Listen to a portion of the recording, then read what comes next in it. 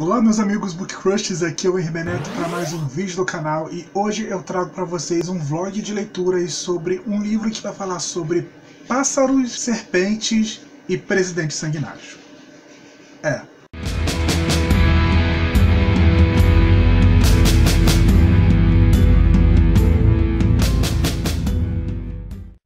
Bem pessoal, aqui estamos nós para falarmos sobre A Cantiga dos Pássaros e das Serpentes da Suzanne Collins, o livro novo de Jogos Vorazes, 10 anos depois que a série começou e foi publicado essa semana aqui no Brasil. O e-book acabou saindo um pouco antes por conta de um erro da Amazon, então eu comecei a ler esse livro um pouco antes do lançamento oficial dele e é por isso que o vídeo está saindo hoje para vocês. E é óbvio que eu precisava fazer todo um vlog de leitura com as minhas experiências sobre esse livro aqui e contar para vocês um pouquinho sobre tudo que eu senti, e vocês podem acreditar, eu senti muitas coisas com esse livro 4 da série Jogos Vorazes. Enfim, antes de começar o vídeo em si, eu gostaria de perguntar se vocês já se inscreveram aqui no canal.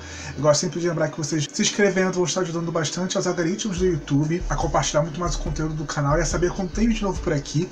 Deixa o seu like, o link de compra para A Cantiga de Pássaros e Serpentes vai estar aqui embaixo nas informações. E eu espero que vocês gostem desse vídeo e entendam que tudo que eu disser por aqui vai ser a minha opinião, todas as partes que eu gostei, todas as partes que eu não gostei também, então vai ser a minha experiência de leitura, não exatamente a verdade universal sobre esse livro, mas eu espero de verdade que vocês gostem desse vídeo e continuem comigo até o final. Vamos lá! Olhem só o que já chegou no meu Kindle.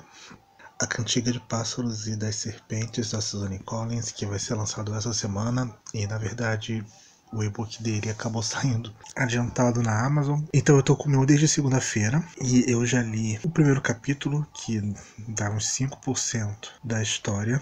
Como podem ver, eu já tô no capítulo 2, mas eu vou conversar um pouquinho para vocês quais são as minhas primeiras impressões dessa introdução de A Cantiga dos Pássaros e das Serpentes. O primeiro capítulo ele é bem introdutório, ele vai se passar no dia da colheita da 10ª edição dos Jogos Vorazes, pela perspectiva do presidente Snow, só que quando ele ainda era um adolescente, se eu não me engano aqui ele tem uns 17, 18 anos, ele está se formando na academia, que é essa escola para elite da capital, mesmo que a família dele no momento só tenha nome e não exatamente dinheiro ou poder. Fazem 10 anos que a grande guerra dos distritos com a capital acabou e a capital ainda sofre muito com os resquícios dessa guerra, principalmente a família do Snow. Mesmo sendo todo em terceira pessoa, a narrativa sendo em terceira pessoa, você percebe que nós vamos acompanhar pelo ponto de vista do Snow. E que o Snow não é exatamente a pessoa mais simpática do mundo e nem a pessoa mais empática do mundo também. E isso eu já consegui notar pelo primeiro capítulo, porque ele vai ter umas visões de mundo meio distorcida pela forma como ele com certeza foi criado. Afinal, ele é de uma família de renome da capital e que por conta da forma que a família investiu dinheiro durante a guerra, eles eram uma família de fábricas armamentícias e as fábricas ficavam no Distrito 13 e todo mundo sabe o que acontece com o Distrito 13, né, durante a guerra. Eles basicamente perderam tudo. Então basicamente ele está ali para reerguer o nome da família Snow. E é isso que ele quer fazer, e é por isso que ele aceitou essa vaga como um mentor dos Jogos Vorazes. Vai ser a primeira edição dos Jogos Vorazes que vai ter um mentor. Até então não existia isso. Os Jogos Vorazes aconteciam em uma arena de gladiadores de verdade. Dá a entender aqui que era um antigo estádio e que eles só colocavam esses 12 pares de tributos dentro dessa arena e armavam essas crianças e faziam as pessoas assistirem. E as pessoas não gostavam de assistir.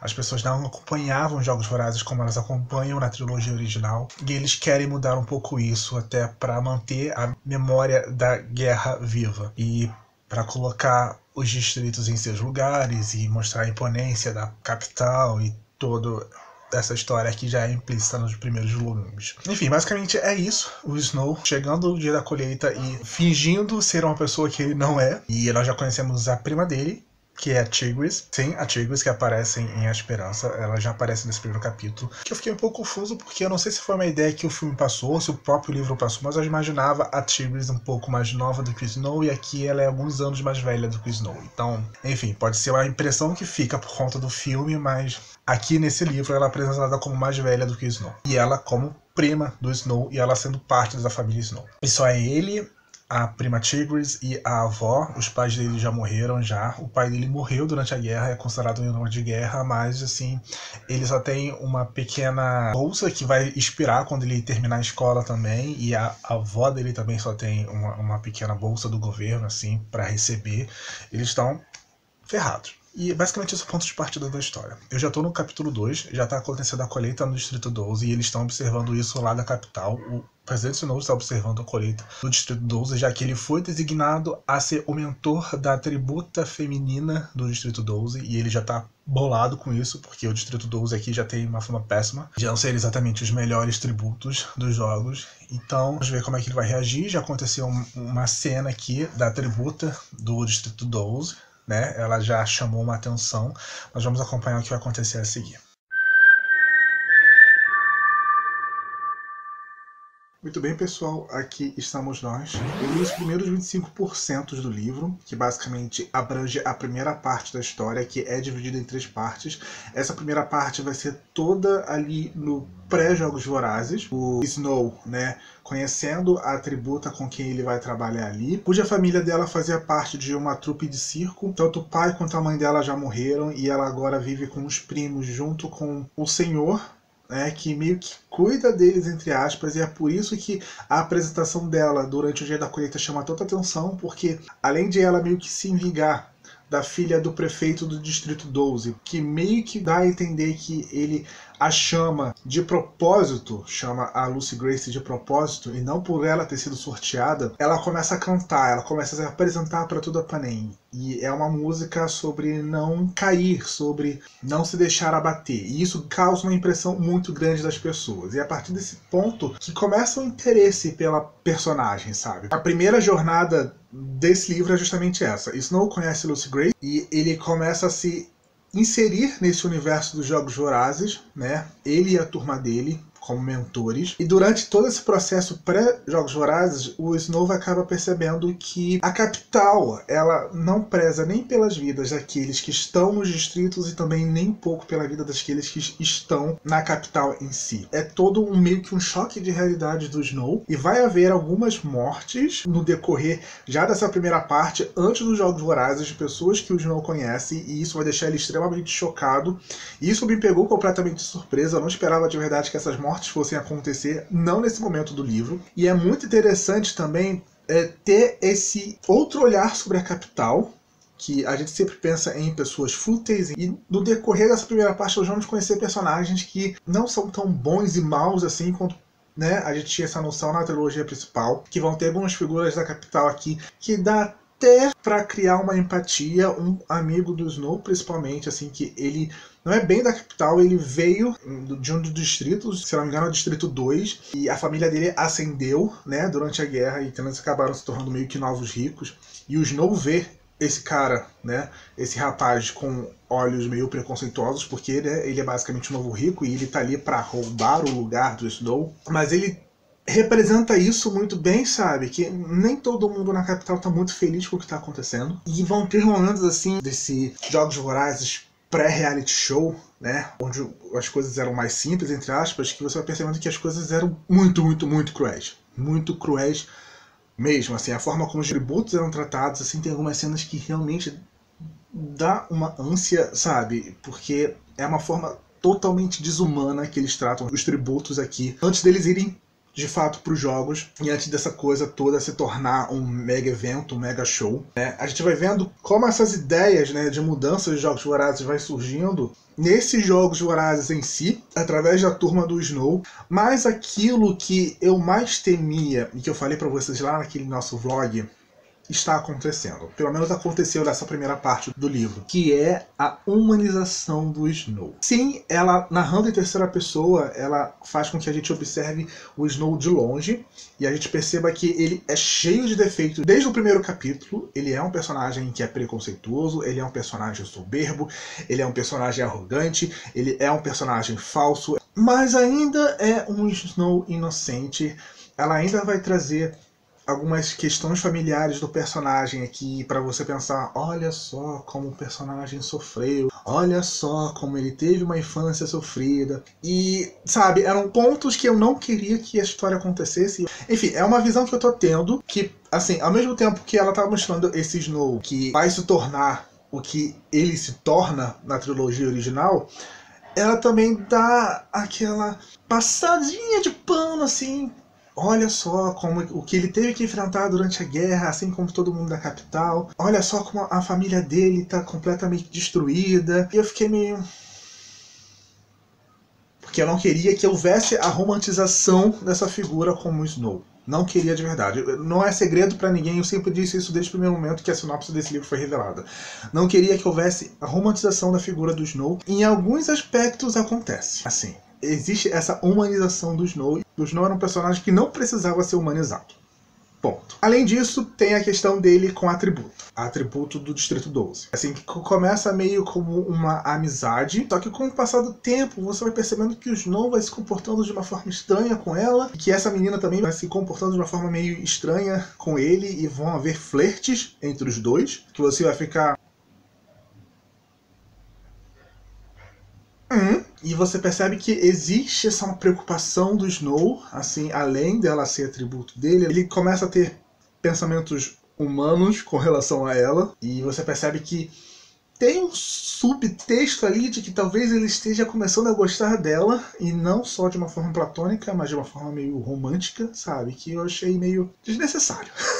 Essa é a questão. Como eu disse pra vocês, eu li 25% do livro, que é a primeira parte da história, pré-Jogos Vorazes. Eu não sei o que vai acontecer a partir de agora, mas assim, é uma montanha-russa de emoções. Ao mesmo tempo que tem coisas que eu gosto muito, muito, muito mesmo, tem isso acontecendo, sabe? Em contrapartida, assim, ver um pouco mais sobre como foi a guerra, ver um pouco mais sobre como é a vida na capital, e que não é aquele mundo colorido que a gente pensava que era. Nós vamos ter como foi a criação dos bestantes. É uma cena no zoológico, que eu não vou entrar em detalhes, porque você precisa ler para entender, que me deixou extremamente chocado, assim. Desde o momento antes da merda acontecer, até o momento que a merda realmente acontece, eu fiquei muito chocado com toda aquela cena do zoológico. Tudo que acontece no zoológico me deixou chocado. E vocês vão precisar ler para entender que zoológico é esse que eu tô falando. E é cruel, cruel de verdade. Ao mesmo tempo que eu tô muito empolgado, tô com muito medo desse livro, e eu já tô lendo ele.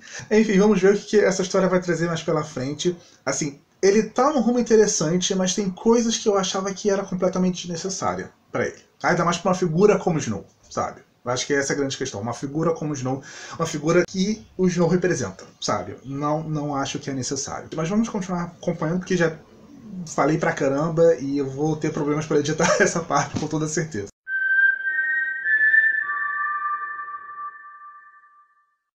Olá, então nós vamos fazer umas atualizações mais breves, porque a partir de agora eu acho que qualquer coisa que eu contar no livro vai acabar sendo spoiler. Então podem ficar tranquilos, eu terminei a segunda parte da história, os Jogos Vorazes em si, e até o momento, das duas partes que eu li, foi a parte mais interessante, assim, de longe, sem pensar duas vezes. Mas não vou dar muitos spoilers, porque o livro já está muito avançado. Mas o que eu posso dizer sobre essa segunda parte? Ver esses Jogos Vorazes de antigamente é uma experiência completamente diferente, ainda mais porque a gente não vê pela perspectiva de um tributo, a gente continua assistindo tudo pelo ponto de vista do Snow, apesar da história continuar se passando em terceira pessoa.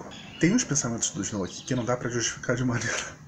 me fizeram revirar os olhos. Eu fico tentando pensar que talvez tenha sido a ideia mesmo da Suzanne Collins de, eu não sei, deixar o personagem insuportável, ou eu que não consigo relevar nada por ser quem é, por ser o Snow. Mas como eu disse, assim, no aspecto de ambiente, no aspecto de cenário, o livro vem me surpreendendo bastante, sabe? Eu gosto de ver como era essa Panem, eu gosto de ter essa outra perspectiva da Panem, e eu achei até que os jogos foram rápidos demais. Eu não sei se era porque eu tava aproveitando muito, se eu tava gostando muito dessa parte da história, mas eu achei até que durou bem breve. Enfim, tô lendo no Kindle, né? Não dá pra ter um comparativo de páginas, só de porcentagem. Agora os jogos acabaram e vai ter a terceira parte, e parece que ainda tem muito livro pela frente, então vamos ver o que vai acontecer a partir de agora. Mas é aquela máxima que eu disse pra vocês no finalzinho da nossa atualização passada. Gosto muito do ambiente, mas o protagonismo do Snow não está me descendo. Essa é a questão. Essa é uma história válida de ser contada, mas eu não gosto da forma como as características, a personalidade do Snow está sendo abordada nesse livro.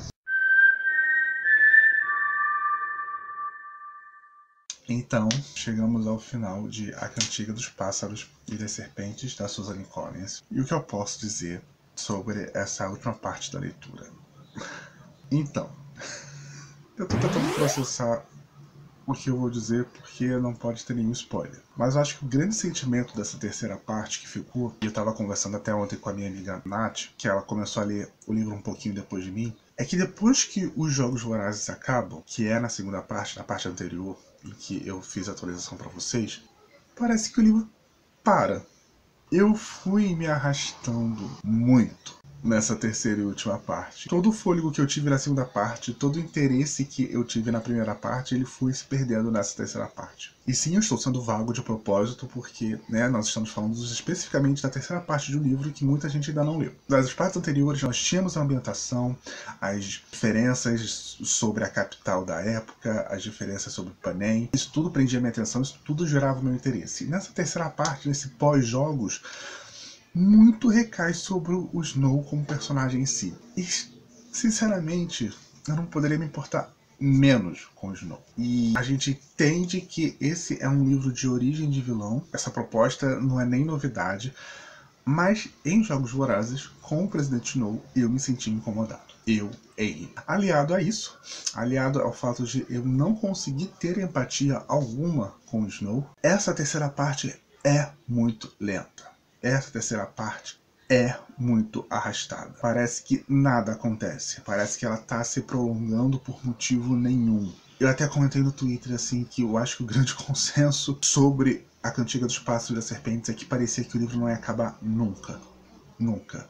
Sério, eu me arrastei muito, principalmente nessa última e terceira parte. Eu queria chegar no final e o livro parecia que nunca chegava no final. E ter essa sensação em uma leitura é horrível. E ela fica muito intensa nessa última parte do livro, nessa última leva. E por mais que eu não goste da ideia da sinopse em si, eu não queria sentir isso lendo o livro de Jogos Vorazes. Não queria. É melhor que Criança Amaldiçoada? Com toda a certeza. É infinitamente melhor do que Criança Amaldiçoada.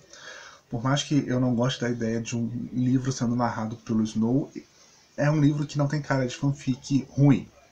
Isso já ganha muito. Como eu disse nas outras partes, tem situações sobre a construção de Panem, sobre a construção dos jogos, sobre a relação política da capital, na própria capital em si, com o pessoal da população, a forma como as pessoas da capital enxergam os tributos e as pessoas dos outros distritos. Isso é muito, muito, muito interessante. Existe esse contraponto entre o Snow e esse amigo dele, que é o Sejanus, enfim, vou chamar de Sejanus. A gente está no Brasil. Eu acho muito interessante porque ela coloca essa outra pessoa na capital, que é a figura do Sejanus, que seria basicamente um morador da capital mais consciente. O que eu acho até uma trapaça, porque o Sejanus ele veio de um distrito. Como eu disse para vocês lá no começo, a família dele ascendeu socialmente. Então, assim, é muito fácil, entre aspas, construir um personagem desse quando ele já tem um passado e ele conhece a realidade. Então, ele ser exatamente o contraponto do Snow na história é meio trapaça. Eu acho que seria muito mais interessante alguém da própria capital ser, o ponto de equilíbrio da história. Não é um livro 5 estrelas pra mim. Infelizmente, não é um livro 5 estrelas pra mim. Eu queria que fosse. Por mais que eu tivesse problemas com essa sinopse, eu queria que ele fosse um livro 5 estrelas. E assim, e nessa parte final, ele ficou variando ali nos 3,75. Mas eu acho que não seria justo com o que eu senti nas duas primeiras partes, sabe? Porque assim, eu tava aproveitando o livro nas duas primeiras partes. O grande problema pra mim, com toda certeza, foi essa parte final. Que parecia que ela tava meio perdida e continuou o livro, ela mesmo tentando encontrar qual era o ponto do livro. Então assim, eu não vou dar 3,75 estrelas, vou dar 4 estrelas. Não é um livro perfeito. Não é um livro perfeito. Não é um livro favorito. Não é o melhor livro da série. Não é a melhor ideia de continuação. Isso eu bato da tecla desde o princípio. A ambientação é muito, muito, muito boa. Isso sem sombra de dúvidas. Eu acho que conhecer mais sobre a Panem no passado foi muito bom. Só que eu acho que poderiam ter outros pontos de vista muito melhores do que os não. E, enfim, eu acho que você precisa ler para tomar sua própria opinião. Se você tiver curiosidade, leia o livro com toda certeza. Mas não é o melhor livro de Jogos Vorazes. Geralmente, o terceiro ato do livro é o ápice, é o clímax dele. E aqui parece que aconteceu o contrário, sabe? O clímax dele tá na segunda parte e a terceira parte é só um grande epílogo. Enfim, eu acho que esse livro se perde por não querer justificar o que o Snow se tornou, mas meio que se justifica ao mesmo tempo, sabe? Então ele fica nessa dança o tempo todo. Olha, aconteceu isso com o Snow, mas isso não justifica. Olha, mas ele fez isso, mas isso não justifica. Aconteceu isso, mas isso não justifica. Que você fica sem falar no próprio Snow, sabe? Eu acho que, além do meu desinteresse inicial, o Snow que a gente conhece aqui é o Snow mimado. Não é uma mente muito maquiavélica, ele só é um garoto muito mimado, sabe? Um garoto privilegiado, que não reconhece seus privilégios, um garoto que pensa mais em si mesmo do que outra coisa, mas, assim, ele é basicamente o estereótipo de um playboyzinho. Ele não é a sombra do grande vilão de quem ele vai se tornar, sabe? Eu sei que muita gente não vai comprar muito essa coisa de observar tudo pelo ponto de vista da capital, que é extremamente privilegiada com relação a todos os distritos que a gente conhecia na trilogia original. Ela é muito mais privilegiada do que todos os distritos que a gente conhecia na trilogia original. Vão ter esses problemas, sim, mas ainda assim é injustificável o que eles fazem com os distritos. As pessoas em si, o sentimento que as famílias ricas da capital nutrem. Assim como nada do que aconteceu desse livro justifica o Snow ter se tornado quem ele se tornou. Esse é o grande ponto que nos faz refletir.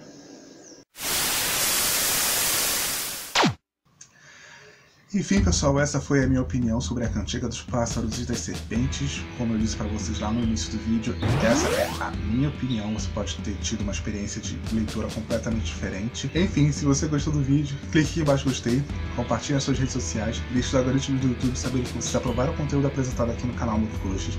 Se ainda não são inscritos no canal, sejam muito bem-vindos e se tornem Mook Crusher. Ative o sininho para estar sempre sabendo quando tem vídeo novo por aqui.